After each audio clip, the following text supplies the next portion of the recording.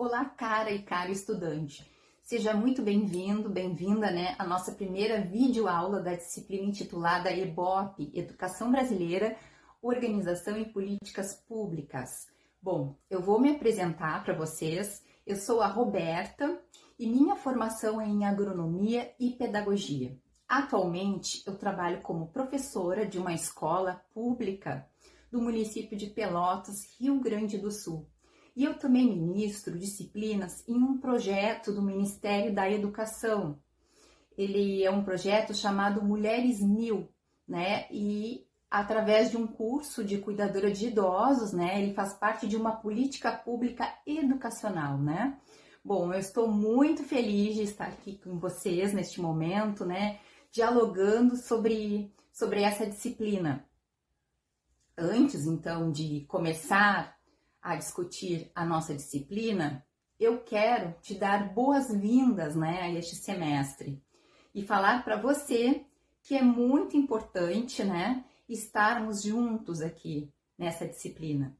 O plano de ensino da disciplina, ele está disponível no e-aula e também estará à sua disposição para te ajudar no que for preciso a nossa tutora, professora à distância Thais Alves Costa e o tutor presencial ou a tutora presencial do seu polo. Então, vamos pensar agora qual o objetivo de estudar a nossa disciplina. Qual a relação, da Organização Brasileira e Políticas Públicas, da educação com a filosofia?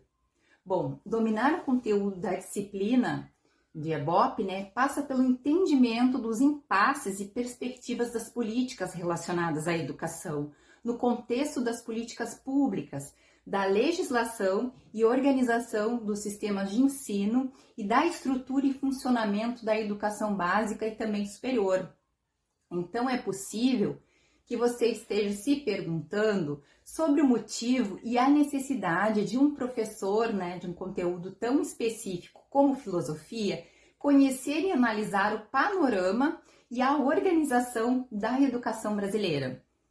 Bastaria tão somente, entender os conteúdos curriculares, e a melhor metodologia de ensiná-los, aos alunos, promovendo, assim, o seu desenvolvimento intelectual, moral e social, em que o conhecimento da organização da educação brasileira, ele pode auxiliar o trabalho dos professores, da educação básica e superior. O que vocês acham disso, Você já sabe, então, que a educação é uma prática essencial para a dinâmica da sociedade, então é fundamental na transformação social e na emancipação do cidadão, da cidadã, O que reforça significativamente a dependência de mecanismos que atuam diretamente na construção, do que nós chamamos de sucesso escolar. Então, você professor, você professora, não trabalha em uma escola desconectada de outras, das outras escolas e da sociedade. Muito pelo contrário. Cada escola ela é parte integrante do sistema educacional, cujo funcionamento ele é legalmente definido e que se mantém com os recursos que são alocados pelo poder público. A constituição e a organização de um sistema educacional permitem coordenar a ação do conjunto de escolas, dando uma certa unicidade e um direcionamento também às suas ações para as finalidades propostas, então, por uma sociedade. Importa que todos nós, professores, futuras professoras, sejamos capazes de conhecer a organização e o funcionamento do sistema educacional brasileiro, para que a nossa atividade diária, ela esteja sempre orientada com vistas à realização dos objetivos esperados. Então, é na sala de aula que se efetiva concretamente a educação, então, como um direito de cada cidadão. Além disso, estarmos bem esclarecidos acerca das políticas educacionais que são vigentes no nosso país, a legislação, a estrutura, a organização do sistema educacional brasileiro, de que são meios concretos, ajudam na nossa atuação como cidadãos, né? Como cidadãs ativas. Então eu conto com a sua motivação, entusiasmo e boa vontade na realização das leituras obrigatórias, né, e complementares na nossa disciplina e na execução das atividades programadas também no tempo determinado, que são fundamentais para o alcance dos objetivos definidos na nossa disciplina. Então, agora voltando para a discussão da nossa aula, né? Nessa nossa primeira aula, nós iremos estudar conceitos chaves, né? Conceitos chaves que são centrais para a gente poder entender toda essa estrutura política da educação, né? E algumas pessoas, inclusive, né? Podem perguntar, né? E achar que a política está muito distante da prática, né? Acredito que muitos podem perguntar isso, né? E eu só quero pensar que na prática, tudo que é importante é o que acontece na escola. Por exemplo, pense comigo, desde a estrutura do espaço físico até mesmo os aspectos curriculares, né? Que estão intimamente ligados, então, com a prática. Então, tudo isso é organizado a partir de uma política pública. E a política pública ela tem essa função de estruturação e por esse motivo que todos os profissionais de educação, né, professores, pessoas envolvidas, profissionais, todo mundo que põe o pé dentro da escola é um educador, né? Então, toda a gestão da escola, todos os indivíduos, eles precisam entender quais são as normativas, né? O que elas nos representam, quais são os limites, quais são as possibilidades, né? E sobre essa discussão que nós vamos aprofundar, né? Cada um desses aspectos na nossa disciplina. Então, hoje nós vamos pensar, né? Nesses conceitos chaves da nossa disciplina, né? Que a gente vai trabalhar com eles durante todas as nossas aulas. Então, eles são a base para todo esse entendimento e que eu quero que você pense o seguinte, a disciplina de política como uma construção. Hoje é o momento, então, da gente pensar no alicerce, né? Em conceitos que vão dar suporte para que a gente possa refletir de forma aprofundada, né? De forma reflexiva e também crítica cada um desses pontos. Então, deste modo, eu quero te convidar para o momento da contextualização. E aí, eu já inicio a mesma parte dessa questão, né? Perguntando o que vocês acham, qual é o significado do conceito de política. Quando eu falo para você política, o que vem à sua mente?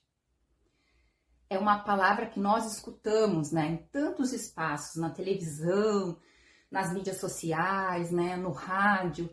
Quando a gente faz a leitura de um noticiário, a palavra política, ela está no nosso cotidiano, né? Mas vocês já pensaram qual o real sentido dessa palavra? Será que a política ela está vinculada também com o conceito de direitos humanos? Eu, enquanto cidadão, enquanto cidadã, né? Você também, enquanto cidadão, pense comigo. Nós vivemos em uma sociedade, né? E nós temos compartilhamentos de responsabilidades e deveres, né? Também temos nossos direitos. E qual que é o lugar da política nesse processo? Agora já trazendo aqui para a discussão da educação, né? Por que é importante nós entendermos as políticas educacionais para podermos refletir, né, sobre os processos escolares, né, sobre a estrutura, a ação, a gestão da nossa educação básica, né? Então é sobre isso que nós vamos pensar, então, agora inicialmente na nossa aula. Então, nessa primeira aula, a gente vai falar, então, as implicações das reformas educacionais no contexto brasileiro, né? Quando a gente pensa, por exemplo, o papel social da escola, quando a gente analisa o papel das políticas públicas, não tem como fazer essa reflexão de forma isolada. Porque a escola, ela é uma instituição social. Então, ela vai sofrer os impactos, né, dos aspectos sociais, econômicos e históricos, né? Então, para dar início a essa discussão sobre política, né, esse conceito tão importante e que direciona as nossas análises nessa disciplina, né, e também deve direcionar também as reflexões no âmbito dos direitos da sociedade, né, como um todo, para iniciar então essa discussão, eu trouxe para a gente poder refletir a letra de uma música, né? E eu já começo dizendo para vocês a importância da apropriação de todo tipo de conhecimento artístico, né? Científico e cultural, porque é uma forma também da gente poder aprofundar, né, as nossas análises, né, e termos visões do mundo em relação àquilo que nós estamos problematizando, né? Vocês podem, inclusive, utilizar essa metodologia nas aulas de vocês de filosofia, né? Então, nós vamos fazer a leitura de uma música que é intitulada Cidadão. Ela foi escrita por Lúcio Barbosa. Já digo para você, né, que procure pesquisar essa música, né? Escute a melodia e reflita sobre essa letra, porque ela é fundamental para que a gente possa analisar esses aspectos na nossa aula, tá? Então, eu vou começar a leitura da letra, né? Ela fala o seguinte: tá vendo aquele edifício, moço? Ajudei a levantar. Foi um tempo de aflição, era 4 condução, 2 para ir, 2 para voltar. Hoje, depois dele pronto, olho para cima e fico tonto. Mas me vem um cidadão e me diz desconfiado: tu tá aí admirado ou tá querendo roubar? Meu domingo tá perdido. Vou para casa entristecido. Dá vontade de beber e para aumentar o meu tédio, eu nem posso olhar para o prédio que eu ajudei a fazer. Tá vendo aquele colégio, moço? Eu também trabalhei lá. Lá eu quase me arrebento. Fiz a massa por cimento. Ajudei a rebocar. Minha filha inocente veio para mim toda contente. Pai, vou me matricular. Mas me diz um cidadão, criança de pé no chão, aqui não pode estudar. E aí vem, né, toda a continuidade da letra, que eu tenho certeza que você irá pesquisar e refletir sobre ela, e alguns também já devem conhecê-la, né, também cantada pelo Zé Ramalho. Então, essa letra, ela nos traz uma realidade, né, de um trabalhador que ele constrói, ele vende sua força de trabalho, mas ele não tem acesso àquilo que ele produz, né? E essa problemática, ela está vinculada às desigualdades sociais que nós temos na nossa realidade, né? E é por isso que não tem como discutir em uma disciplina, né, de política pública, né, como a nossa, não tem como a gente refletir sobre o próprio conceito de política sem fazer essas análises, né? Porque essas mazelas, essas precariedades, né, que são as desigualdades sociais do nosso país, elas são históricas no nosso país, desde os primórdios, né, desde o Brasil colônia. Então a gente percebe que a política, ela tem um papel de garantia de direito, né? A filha desse trabalhador, ela tem direito ao acesso à educação, né? E esse trabalhador, ele tem um direito à dignidade humana. E é por isso que a gente tem que vincular, né, política e direitos humanos, né? Então, dessa forma, eu trouxe esses 2 pontos, né, para a gente articular com a letra da música. Então, essa reflexão que eu trouxe para vocês, né, ela propicia um significado dos direitos sociais, né, e as divergências que nós encontramos na nossa realidade. Então, o que a gente pode constatar com isso, né, que é por meio das políticas públicas que os nossos direitos são assegurados. Então, o que a gente pode observar, então, que os direitos humanos tão reivindicados, eles estão na nossa realidade. E atualmente, eles são assegurados pelas políticas públicas, né? Então, no nosso contexto brasileiro, por exemplo, né, nós temos a Constituição Federal de 1988, e vocês vão ver eu falar muito nela nas nossas aulas, porque ela é considerada a nossa carta magna. Ela, além do direito da educação, nós temos o direito também à saúde, né? Nós temos o direito à assistência, o direito à dignidade humana. Então a gente percebe que a política ela está muito vinculada à questão da justiça social, a necessidade da gente poder então segurar esses direitos, né? E a forma como a nossa sociedade vai se organizar, como é que ela vai se estruturar, né? Então os direitos sociais, o papel das políticas, elas impactam, né? Acabam impactando, então, tanto a questão no âmbito individual, né? Como no âmbito coletivo. E eu vou trazer um exemplo agora para vocês, né? Por exemplo, eu como professora, eu realizei todos os meus estudos alicerçado, né? E uma política que sempre colocou a questão das políticas públicas, né? Educacionais. Por exemplo, na minha fase de escolarização, no momento histórico em que eu nasci, né, no momento histórico da minha escolarização, nós tínhamos as políticas vinculadas, né, do direito à educação. Então, o que aconteceu? Eu realizei meus estudos na educação infantil, né, no ensino fundamental, no ensino médio, e eu ingressei depois na universidade pública, né? E todo esse processo que eu vivenciei de estudos me constitui enquanto indivíduo, né?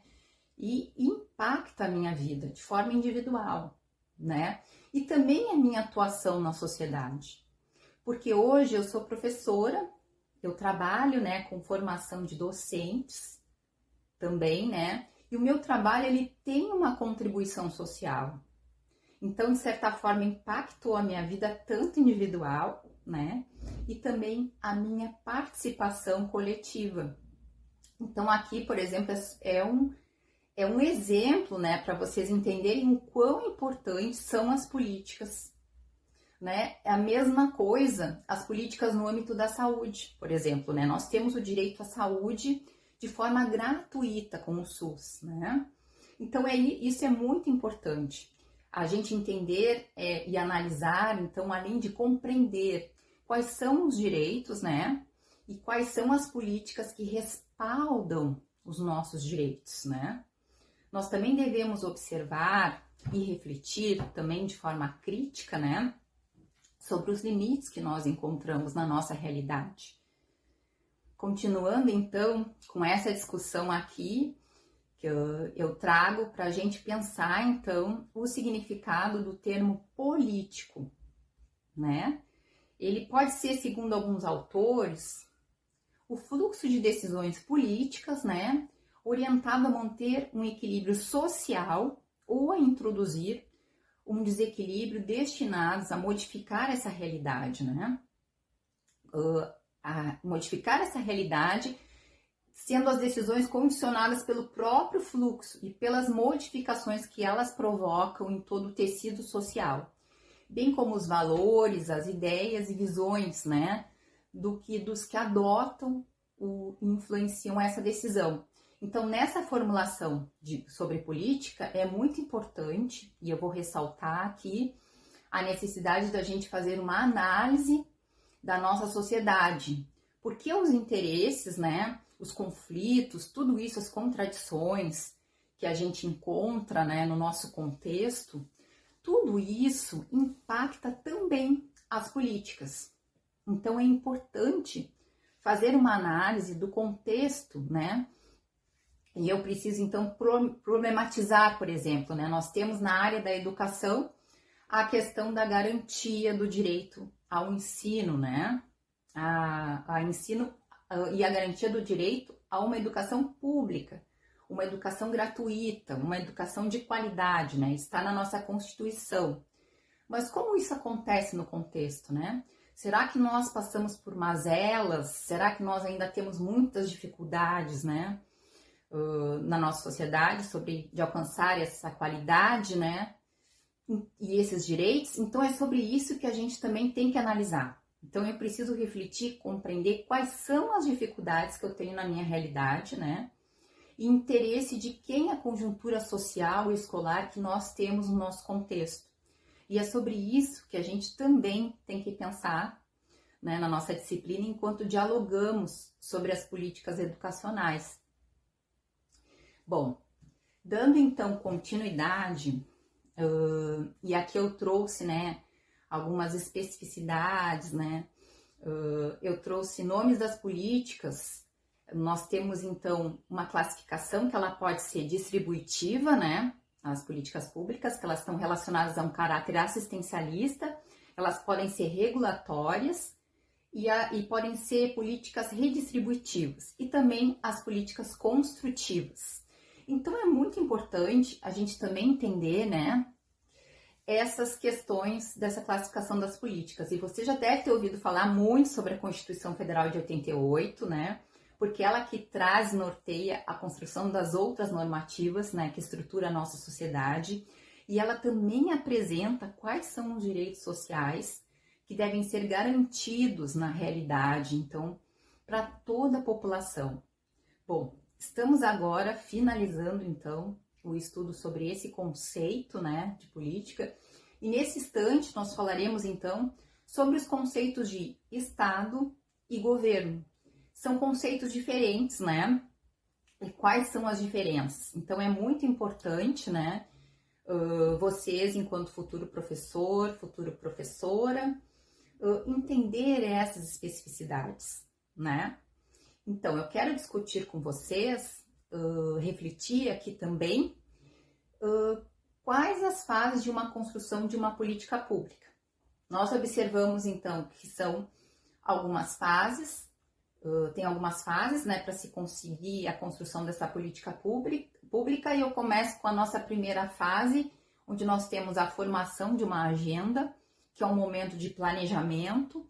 Então, o que deve acontecer, né? As políticas públicas, elas são construídas com base na garantia dos direitos sociais, né? Então, tem que ser a lógica, tem que vir para assegurar os direitos sociais, né? E para a gente conseguir superar várias problemáticas na nossa sociedade, né? Que encontramos na nossa realidade. Então, a partir disso, como deve ser feita essa formulação das políticas públicas, né? Então, nós iremos detectar aqui quais são os problemas no nosso contexto. E a partir deste momento, então, nós vamos iniciar um planejamento, né? Que é como se a gente fosse traçar estratégias, né? Para a gente poder resolver essas problemáticas, né? Que estão na nossa sociedade. Então, essas fragilidades, essas questões, a partir das políticas, então, elas vão ser amenizadas, né? Aí depois nós temos a segunda fase, que se refere à formulação da política. Então, aquilo já começa a ser formulado, né? Isso se dá a partir do momento da gente elencar o objetivo, né?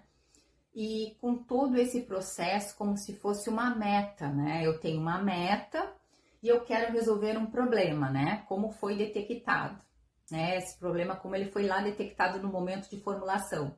Então, eu preciso traçar o objetivo, né? E todo o trabalho que vai ser desenvolvido, né? Tem enquanto foco, então, o meu objetivo, né? Que ele seja atingido esse objetivo, né? Aí depois a gente vai para a terceira fase da construção das políticas públicas, né? Que se refere ao processo de tomada de decisão. E aí é o momento de se pensar o seguinte: quais são as ações, né, que nós já temos, e aqui o planejamento, né, nós sabemos o que queremos, temos a nossa meta, e quais serão as ações realizadas, então, para que a gente possa atingir o nosso objetivo. Então, você pode observar, né, que eu separei para você as fases, né, mas elas estão intimamente interligadas, elas são independentes, né?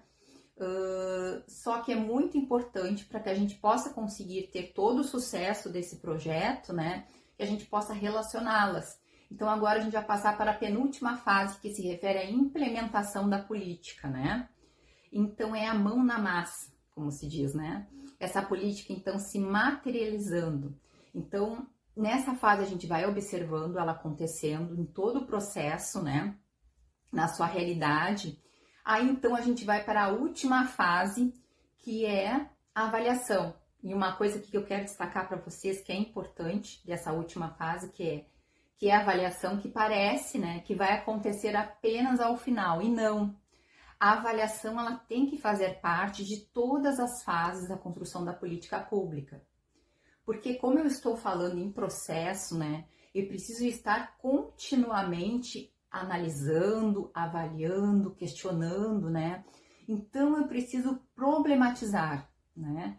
E eu estou construindo o meu objetivo. Aí eu tenho que pensar que isso vai dar certo, né? Que a gente está indo pelo caminho correto, né?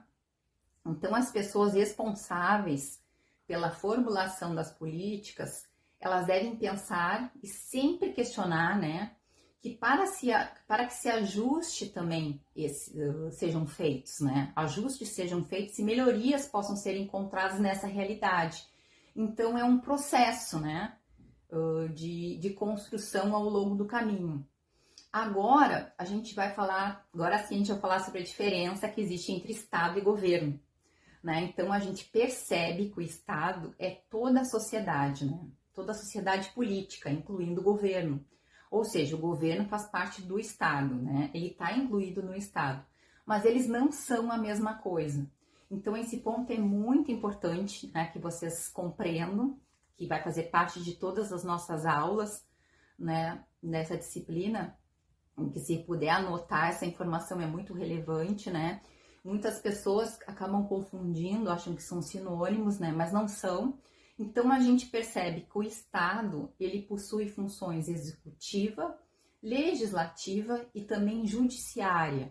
Então, quando eu falo de Estado, eu estou falando do que é público. E aí nós temos várias especificidades, então, na nossa realidade, né, brasileira. Por exemplo, nós vivemos num Estado democrático de direito. Então, a palavra democracia, né, o que ela significa? Ela está relacionada ao poder na mão do povo, né? Então, uma sociedade democrática, no Estado democrático de direito, por exemplo, né, o poder é do povo. E tudo tem que ser feito para beneficiar, então, esses indivíduos, essa população, né? Então, por isso que nós, né, de forma democrática, elegemos, né, os nossos representantes na urna, né, e eles devem estar ali para poder formular as políticas, né, para poder pensar as melhorias para o povo. Então, o foco tem que ser a sociedade. E aqui a gente pensa, né, um conceito de governo. Então, a gente pode analisar o governo como um grupo de pessoas que foram eleitas, né, de forma democrática, né, para representar a sociedade. E esse grupo de pessoas, eles ficam ali, então, trabalhando, sim, por um determinado período. E o foco, né, tem que ser sempre o benefício da sociedade em uma perspectiva democrática, né? É assim que deve acontecer na prática, né? Então, dando continuidade, nós observamos aqui, então, que a organização brasileira, na nossa organização brasileira, nós temos a federação como forma de organização do Estado, né? Que é uma aliança de estados para a formação de um Estado único, em que as unidades federadas, né, elas preservem a autonomia política, né? Enquanto a soberania, ela é transferida para o Estado federal. Então, nós devemos, né, pensar que na nossa realidade deve acontecer, então, uma harmonia, né? Nós temos as unidades federadas, os estados, temos os municípios, né? Temos a União, e é muito interessante, então, porque deve acontecer, então, um trabalho de compartilhamento, né, de responsabilidades, né? Então, como a gente percebeu, os estados, né, as unidades federadas, elas têm uma certa autonomia, sim? mas tem a questão também da soberania no Estado Federal, certo? Então, continuando, e aqui a gente pode observar, então, na verdade, né, que aprofunda nisso que eu acabei de dizer para vocês, são as atribuições da União e das suas unidades federadas, né, que elas são fixadas, então, na nossa Constituição. Então, lá está descritas as responsabilidades de cada uma dessas instâncias, né, por meio de uma distribuição de competências. Então, nós temos a União, temos os estados e os municípios, né? Então, cada esfera de competência se atribui renda própria e o poder político, ele é compartilhado pela União e pelas unidades federadas, certo?